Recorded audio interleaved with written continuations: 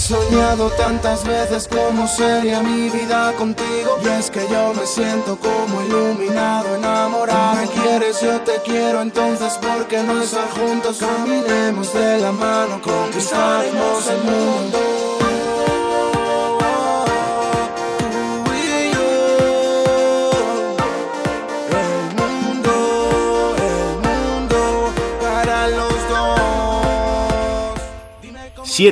Siete ya han sido las ocasiones en las que la selección Benjamín de fútbol sala del Principado de Asturias ha levantado la Copa de Campeones de España de la categoría, una cifra que verdaderamente asusta.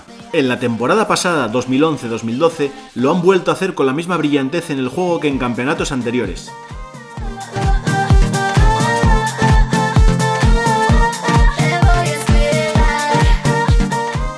La selección comenzó sus entrenamientos allá por el mes de enero, llegando en plena forma a la competición que se disputó del 31 de marzo al 3 de abril en Ceuta, ganando a la riojana por 19-0 y empatando a 3 goles con la extremeña en la primera fase, venciendo en semifinales a Navarra por 8-1 y en la final a la todopoderosa Madrid por 10-2.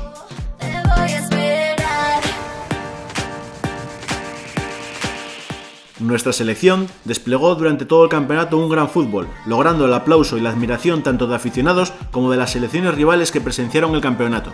Como colofón a esta brillante victoria, la Real Federación Española de Fútbol otorgó recientemente a la Real Federación de Fútbol del Principado de Asturias la mención especial de fútbol sala a nuestra selección Benjamín por los 7 campeonatos de España logrados.